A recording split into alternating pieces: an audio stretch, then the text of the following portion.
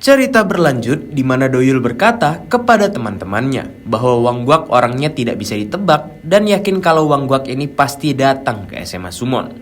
Berpindah kemudian ke markas Seokdong, yaitu rank 4 dan rank 5 kembali membicarakan Doyul yang dianggap mereka cukup kuat mirip dengan Haekyo. Jadi ada niatan dari rank 5 untuk menghancurkan Doyul dan juga Donggu sebelum pengaruh mereka makin membesar. Tapi ketika mendengar nama Haekyo, si rank 2 pun tertawa, bisa-bisanya membandingkan Doyul dengan orang itu. Dan jika kekuatan Doyul sebanding dengan Haecheo, seharusnya rank 5 ini sudah mati ketika bertemu dengan Doyul kemarin. Tak lama muncullah dua gadis mendatangi Chunsik yang ternyata Chunsik memanggil mereka untuk membawakan minuman sekaligus bersantai. Chunsik langsung bersikap keren di depan gadis itu dan bertanya apakah dia mengenal Chunsik dari Seokdong. Begitu pula Chunsik juga tahu kalau gadis itu berasal dari SMA Cheongil karena seragamnya. Chunsik langsung menjual nama temannya yaitu Jang Hyunwoo, kenalannya yang dikenal di sana, sehingga dia bisa terlihat keren di depan gadis-gadis tersebut. Sedangkan rank 5 ini hanya bisa memaki Chunsik dalam hatinya dan teringat akan Doyul yang membuatnya sangatlah takut karena jika melawan Doyul dia akan mati. Sedangkan jika dia ketahuan berkhianat kepada Seokdong maka dia juga akan mati di tangan Chunsik. Hal itu tentunya sangat membuatnya frustasi. Tiba-tiba ada seorang kroco yang datang tergesa-gesa melapor kepada mereka kalau terjadi sebuah masalah besar. Kroco itu mengenalkan dirinya sebagai manajer di website judi online Seokdong. Dan yang menjadi masalah sekarang adalah website itu sedang dihack. Tentunya Chunsik langsung terkejut mendengar hal itu. Setelah mendapat laporan, mereka ini langsung bergegas ke markas Judol dan mendapati sebuah foto Donggu dan berisikan kalau website mereka dikunci menggunakan password. Yang mana jika ingin tahu passwordnya, orang Seokdong harus datang langsung ke SMA Summon di jam 8 malam besok. Seolah-olah sayembara untuk memulai peperangan. Melihat tampilan layar tersebut tentunya membuat Chunsik tak percaya sekaligus bertanya siapa itu Ma Donggu. Jongsu yang sebagai rank 4 Seokdong dan pernah bertemu langsung menjelaskan kalau Ma Donggu adalah si bajinggur dari SMA Summon. Lalu tak lama Chunsik menerima lagi laporan kalau di tempat lain website judul mereka juga diretas dengan foto Ma Donggu. Hal itu langsung membuat amarah Chunsik tersulut sehingga membuatnya sangatlah amat kesal dengan Ma Donggu. Chunsik mendapat informasi kalau website mereka diretas dengan ransomware sehingga membutuhkan sebuah password. Nah, membuat Chunsik ini kebingungan apa maksud dari perkataan password tersebut. Di saat Chunsik berteriak, tiba-tiba tembok markas mereka dihancurkan oleh seseorang yang membuat semua orang pun terdiam. Orang yang datang ternyata adalah Wang Guak, pemimpin SMA Seokdong dengan badan besarnya yang menakutkan. Membuat Chunsik sendiri jadi diam membatu. Seketika semua bocah-bocah Seokdong membungkukkan badannya untuk memberikan hormat kepada Wang Guak sambil meneriakkan hormat kepada bos mereka tersebut. Chunsik yang tadi bertingkah ketika tidak ada bosnya kini hanya bisa terdiam gugup dan meminta maaf tidak tahu kalau Wang Guak ini akan datang ke markas. Tetapi Wang Guak ini hanya diam tanpa sekata-kata sedikit pun. Wang Guak pun duduk di sofa sambil mengambil sebuah minuman dan menanyakan ada di mana lokasi SMA Summon kepada Chunsik. Tetapi Chunsik yang ketakutan ini malah bertingkah gagap di depannya. Karena hal itulah Wang Guak ini langsung melempar botol minumannya sampai pecah, membuat suasana semakin mencekam. Sebelumnya di penjara PJ Cheol, ternyata orang yang mendatangi PJ Cheol adalah Wang Guak yang bertujuan untuk membicarakan soal bisnis. Tetapi dia tidak mau lama-lama berbicara dengan orang yang cacat ucapnya kepada PJ Cheol yang sekarang menggunakan kursi roda. Tapi PJ Cheol sendiri menolak untuk membantu Wang Guak dengan mengatakan sebaiknya Wang Guak ini berhati-hati. Karena hanya masalah waktu sampai Wang Guak melampaui batas yang dia tidak akan bisa berbuat apapun. PJ juga mengingatkan kalau di SMA Summon ada seorang iblis yang tinggal di SMA tersebut yang mungkin mengisyaratkan soal Doyul. Hal itu tentunya cukup menggores harga diri Wang Guak sehingga kini Wang Guak di depan semua bocah-bocahnya memerintahkan agar semua anak Seokdong berkumpul untuk datang berperang ke SMA Summon pada besok harinya. Kita berpindah ke Doyul yang sedang dalam perjalanan pulang ke rumah di tengah hujan. Tiba-tiba Doyul ini menghentikan langkahnya dan melihat ke atas sebuah gedung di mana seseorang dengan jas hujan yang memata-matainya langsung mencoba untuk bersembunyi. Akhirnya orang tersebut tertangkap oleh Doyul yang sedari awal tahu kalau dari tadi siang orang itu telah mengikutinya. Sudah sejak lama tak bertemu ketua, ucap pria pirang dengan jas hujan ke Doyul. Keesokan harinya di apartemen pinggir pantai wilayah Busan. Disinilah pertemuan Doyul dengan ayahnya, di mana Doyul bertanya mengapa ayahnya tidak berkunjung ke Seoul dan juga memanggilnya ke tempat yang sangat jauh. Ayahnya tidak mau ke Seoul karena ibu Doyul ada di sana. Jadi dijelaskan kalau orang tua Doyul ini sebelumnya berpisah ya guys ya. Ayah Doyul mengatakan kalau dia suka dengan suasana di Busan seperti pantainya dan transportasinya yang sangat romantis. Di sini diperlihatkan wujud ayah Doyul yang bernama Kim Do-sung sebagai pemimpin dari organisasi Killer Black Hat yang berdiri sejak tahun 1991. Jadi kenapa Doyul ini kuat? Ya kita lihat aja bokapnya siapa ya. Sebagai seorang ayah, Do-sung mengungkapkan kerinduan kepada anaknya yaitu Doyul dan sudah 1 tahun berlalu membuat Do-sung berpikir kalau anaknya pasti sudah mengenal Korea. Lalu Do-sung menanyakan kapan anaknya akan pulang kembali ke Black Hat. Tetapi Doyul berkata dengan tegas kalau dia sama sekali tidak akan kembali kepada ayahnya, membuat ayahnya ini pun terdiam. Lalu Do-sung bertanya apakah Doyul marah sebab dirinya memblokir rekening bank milik Doyul. Tetapi Doyul yang terlihat tidak suka dengan ayahnya ini hanya diam dan bertanya apakah urusan ayahnya dengan dia sudah selesai. Kemudian Doyul berjalan pergi dari apartemen ayahnya karena dia berkata kalau dia memiliki sebuah urusan penting yang harus dia kerjakan. Sebelum Doyul pergi, ayahnya ingin menawari makan siang terlebih dahulu, tetapi Doyul ini sama sekali tidak menghiraukan dan membuat ayahnya bertanya-tanya sendiri dari mana sifat seperti itu diwariskan. Bagi Do-sung lebih mudah untuk bertemu dengan kepala negara ketimbang bertemu dengan anaknya sendiri. Lalu si ayah ini tetap meneriakkan dia sayang kepada anaknya Doyul yang berjalan pergi.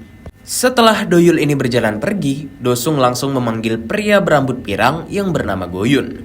Jadi Goyun ini memiliki posisi sebagai anggota kelas S di Black Hat, posisi yang bisa dibilang tinggi. Jadi tujuan Do-sung memanggil Goyun adalah untuk menitipkan anaknya Doyul dengan baik karena semua orang tahu kalau Doyul ini adalah bocah yang selalu menghancurkan semuanya dan bertingkah sesuai keinginannya sendiri. Sambil memegang kepalanya karena frustasi, Do-sung mengingat kejadian Jepang yang diperbuat oleh Doyul. Walaupun Doyul anaknya, dia tetap tak mampu untuk mengurus Doyul. Jadi di sini ada kaitannya yang mungkin aja Doyul ini memang benar menghabisi geng Yakuza Okita sesuai perkataannya saat melawan PJ Cheol ya guys ya. Lalu perintah yang diberikan Do-sung kepada Goyun adalah membawa pulang Doyul ke Black Hat dan permintaan tersebut diterima dengan baik oleh Goyun. Begitulah di saat berjalan untuk kembali ke Seoul, Doyul bertanya kepada Goyun mengapa Goyun mengikutinya dan apakah Goyun ini ingin mati di tangannya. Selanjutnya di lapangan sepak bola SMA Suwon, terlihat anak-anak SMA Suwon yang sudah berkumpul tepat 9 menit sebelum jam 8, waktu perang geng SMA Suwon dengan SMA Seokdong. Donggu yang nampak sangat ketakutan terus bertanya-tanya ada di mana Doyul karena waktu sebentar lagi menunjukkan pukul 8 malam.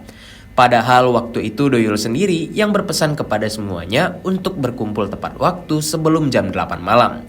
Tetapi malah tidak ada tanda-tanda keberadaan dari Doyul sendiri.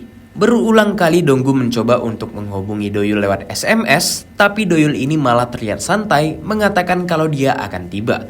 Membuat Donggu jadi penasaran sebenarnya Doyul ini pergi kemana setelah tidak mengikuti pembelajaran pada hari ini.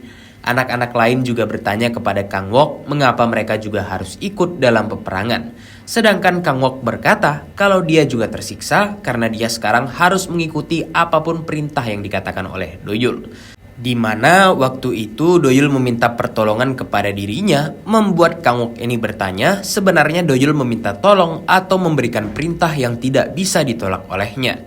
Bagi Kang Wok, dia terlalu takut dengan Doyul sehingga tidak bisa menolak karena wajah Doyul ini terlihat menyeramkan di matanya. Kang Wok hanya bisa diam merangkul temannya dan mengajaknya untuk memperhatikan saja sekitar terlebih dahulu. Jikalau tidak bagus, mereka akan pergi dari sana. Sedangkan Jinju dengan badan kekarnya malah tertawa nampak sangat bahagia karena dia sudah menunggu saat-saat seperti ini sejak di SMA Ilgyong, yaitu pertarungan besar dengan SMA Seokdong. Jinju lalu bertingkah seperti orang gila menunjukkan otot-ototnya di depan anak-anak lain. Sedangkan di panggung cheerleader ada Minah dan juga temannya yang berpakaian cheerleader untuk mendukung Doyul dan yang lainnya. Teman Minah pun berkata kalau acara yang dilangsungkan ini lebih mirip dengan pertarungan dan bertanya apakah mereka berdua memang perlu menjadi penyorak dalam pertarungan hari ini. Sedangkan Minah berpendapat lain karena cheerleader itu diperlukan di setiap situasi, padahal karena Minah ini memang termakan cinta buta Doyul ya. Di saat memperhatikan anak-anak SMA Summon, Minah bertanya-tanya soal keberadaan Doyul karena dia tidak melihatnya. Sedangkan melihat bocah-bocah lain hanya membuat Minah ini naik darah. Donggu yang sedari tadi sudah pusing memikirkan hal yang akan terjadi, hanya bisa mengumpat-umpat nama Doyul sebagai orang gila karena tak kunjung datang juga, padahal Doyul sendiri yang menyebabkan masalah dan dengan enteng melarikan diri dari masalah yang telah diperbuatnya. Kini waktu sudah menunjukkan pukul 7:59, tepat 1 menit sebelum pukul jam 8 malam. Anak-anak SMA Summon nyalinya jadi ciut karena ragu apakah mereka mampu untuk bertarung melawan SMA Seokdong dan berpikiran untuk lari sebelum pertarungan itu dimulai. Di lain sisi, di stasiun kereta api Yongdungpo, ada Doyul yang sedang berjalan untuk pulang ke Seoul menaiki kereta api. Sedangkan Goyun masih mengikuti Doyul berkata kalau dia menerima perintah untuk menjaga Doyul sampai pulang ke rumah. Tetapi Doyul ini tidak menyukai akan hal itu dan membiarkan Goyun bertindak semaunya saja. Kini Doyul melihat waktu di ponselnya menunjukkan pukul 8:11 dan berkata kalau dia benar-benar terlambat. Tak sengaja Doyul ini bersenggolan dengan seseorang di sana, membuat Doyul menatap orang tersebut. Ternyata orang yang bersenggolan dengan Doyul adalah Jung Seok sebagai rank 2 Nampo Urim. Membuat Jung Seok menyapa Doyul karena mereka berjumpa lagi. Sedangkan Goyun hanya bisa memperhatikan mereka semua. Doyul yang sendirian mendapati kalau dia sedang dikerumuni oleh banyak anak-anak Nampo Urim karena wilayah Busan sendiri adalah kepemilikan geng Nampo. Bukan hanya rank 2, melainkan rank 1 Nampo Urim yaitu Jo Hayong yang tergabung dalam aliansi 12 Nation juga ada di sana. Hayong kemudian memegang lengan Doyul dan berkata, "Oi teman, mungkin kami akan membiarkan yang pertama tapi tidak dengan yang kedua. Jadi apa yang harus kami lakukan kepadamu?" Ucap Hayong kepada Doyul sambil memegang lengan Doyul. Sedangkan kini waktu sudah menunjukkan pukul 8:24. Lain hal pada waktu yang sama di SMA Summon. Minah keheranan karena pertarungan dimulai pada pukul 8 malam, tapi anak Seokdong beserta Doyul belum juga datang. Di saat itu Donggu tersenyum karena mengira perang geng ini tidak akan terjadi. Donggu berkata kepada semuanya kalau perang ini memang tidak akan terjadi karena sedari awal rasanya saja sudah aneh. Anak-anak lain pun merayakan gagalnya perang karena mereka berpikir tentu saja SMA keras seperti Seokdong tidak akan datang ke SMA pecundang. Dan mereka bahkan sempat berpikiran untuk berkhianat pergi dari sana sebelum berperang. Wajah Mina pun jadi kecewa karena dia sebelumnya sudah menyiapkan ayam goreng untuk menonton pertunjukan. Bocah Summon yang kegirangan ini pun mulai bersikap sok mengatakan kalau mereka sebenarnya tidak takut dan ingin merayakan kejadian ini dengan berfoto bersama. Begitu juga dengan Kang Wok yang berkata padahal dia ingin menunjukkan kehebatannya di depan anak-anak SMA Seokdong untuk pertama kalinya. Malahan bocah Seokdong ini tidak datang ke SMA Summon. Seketika mimpi buruk ini menimpa mereka semua karena pandangan mereka ini berubah jadi ketakutan. Hal itu disebabkan dengan kemunculan beberapa bocah SMA Seokdong yang melompati tembok sekolah, membuka gerbang SMA Summon, dan kemudian berlari ke anak-anak SMA Summon sambil berteriak layaknya si Genji. Kejadian tersebut sangat mengejutkan Donggu dan yang lainnya, bahkan membuat nyali Donggu ini jadi ciut sebab Doyul tidak ada di sisinya untuk membantu. Dari banyaknya anak-anak Seokdong yang datang ke SMA Summon, mulai terlihat orang-orang terkuat yang menjadi bos di SMA Seokdong juga datang. Di antaranya ada Jeong Myung Wan sebagai pemimpin SMA Gangsu yang beraliansi dengan SMA Seokdong. Ada juga Jeong Do-man, pemimpin SMA Muncheon yang beraliansi dengan SMA Seokdong. Lalu ada juga Bae Hyo-hwan sebagai rank 3 SMA Seokdong, Jang Chun-sik sebagai rank 2 SMA Seokdong, dan yang terakhir adalah Wang Gwaki sendiri sebagai peringkat pertama orang terkuat SMA Seokdong.